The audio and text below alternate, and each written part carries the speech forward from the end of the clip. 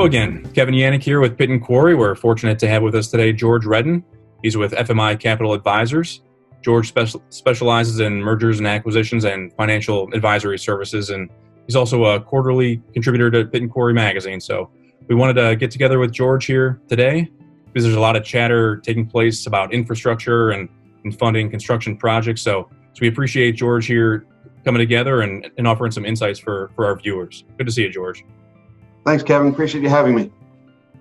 George, one positive among all the uncertainty that we're seeing in the market right now is that aggregate producers, for the most part, they seem to continue to produce aggregate. They're going out and doing their jobs. They're taking advantage of healthy backlogs, but looking ahead, and probably depending on where you are, there's some serious concerns growing about infrastructure funding.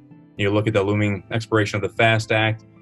What are the options on the table for the FAST Act, and do you have any expectation for how that might be addressed in the months to come?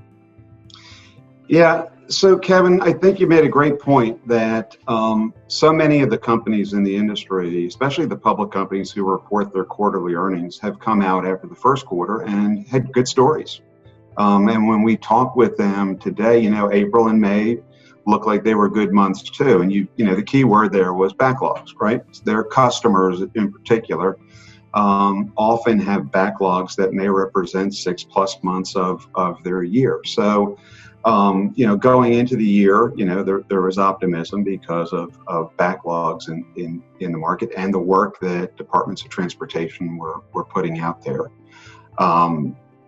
So I think we find ourselves today, the other good news for the sector, of course, was that they were deemed essential, so they continued on. And the businesses, in particular the aggregate business, lends itself to social distancing, right?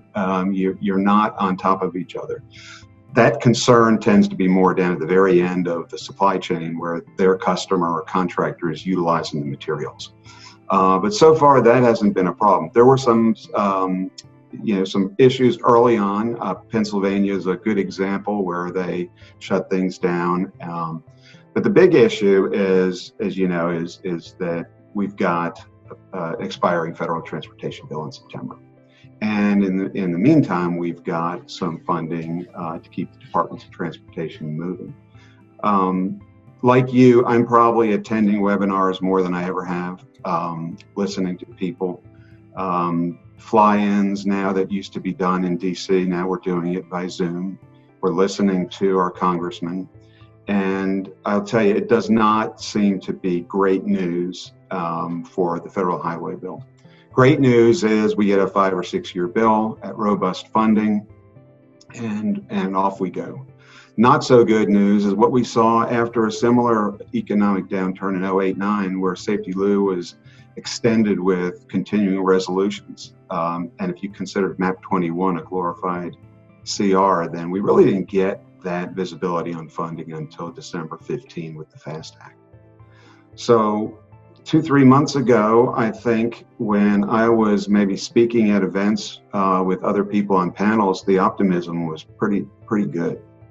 I think when COVID-19 first hit, it was good because infrastructure spending is a great way to stimulate the economy.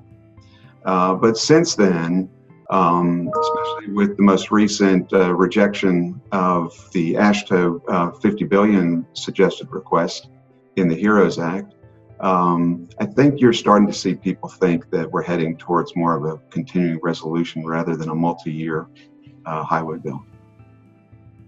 That's unfortunate to hear, especially too when you compound that with what's going on at the state level.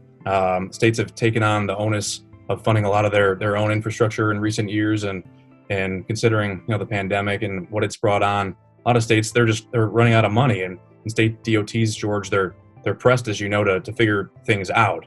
I'm curious, what are you seeing at the state level with DOTs, and how are they adjusting right now, and how are they going to have to adjust as the months unfold here, these critical summer months unfold, when if the funds just aren't there?